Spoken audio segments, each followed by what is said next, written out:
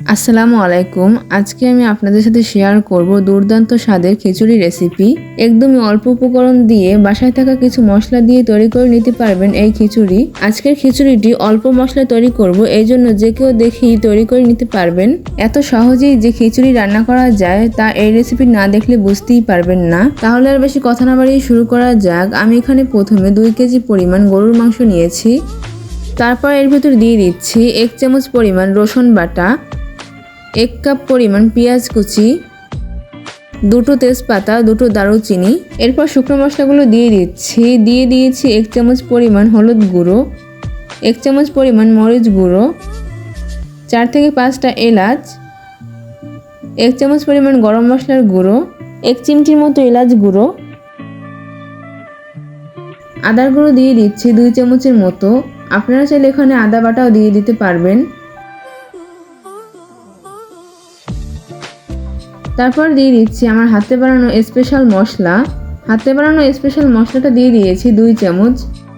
তারপর দিয়ে দিয়েছি স্বাদমতো লবণ, 1 চামচের মতো জিরার গুঁড়ো, আর দিয়ে দিয়েছি সরিষার তেল। এখন হাতের সাহায্যে খুব ভালোভাবে মেখে নিব।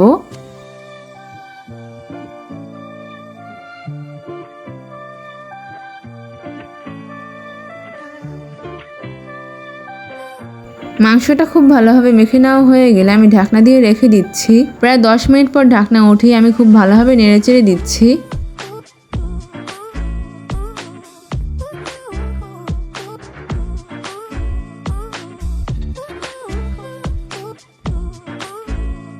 গরুর মাংসটা মশলার সাথে খুব ভালোভাবে কষিয়ে নিতে হবে।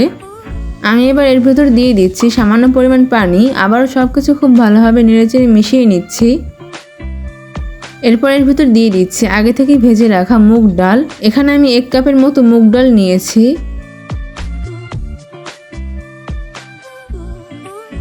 এবার মুগ ডালটা মশলার সাথে খুব ভালোভাবে কষিয়ে নিচ্ছি। সবকিছু খুব ভালোভাবে কষিয়ে নেওয়া হয়ে গেলে আমি এর ভিতর দিয়ে দিচ্ছি 1 কেজি পরিমাণ পোলাওয়ের চাল।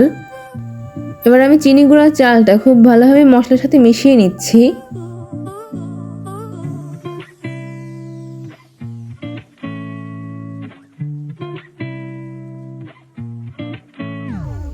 চালটা খুব ভালোভাবে মশলার সাথে মিশিয়ে নেওয়া হয়ে গেলে এরপর আমি পরিমাণ মতো পানি দিয়ে দিচ্ছি। সবকিছু একত্রে খুব ভালোভাবে মিশিয়ে নিচ্ছি।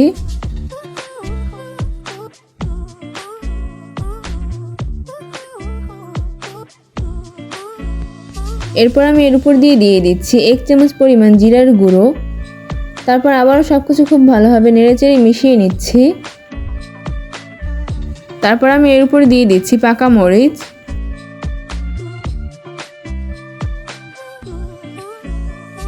খিচুড়ির পানিটা যখন অর্ধেক কমে আসবে তখন এর উপর দিয়ে দিচ্ছি 1 চামচ পরিমাণ খাঁটি গাওয়া ঘি।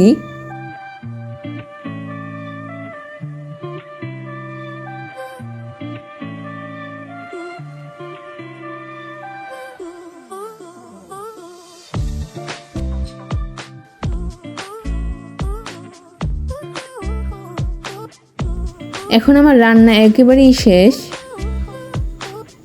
মাশাআল্লাহ, দেখতেই পাচ্ছেন কত বেশি ঝুরঝুরে হয়েছে। আপনারা বাসায় একবার হলো এরকমভাবে খিচুড়ি রেসিপি ট্রাই করে দেখবেন।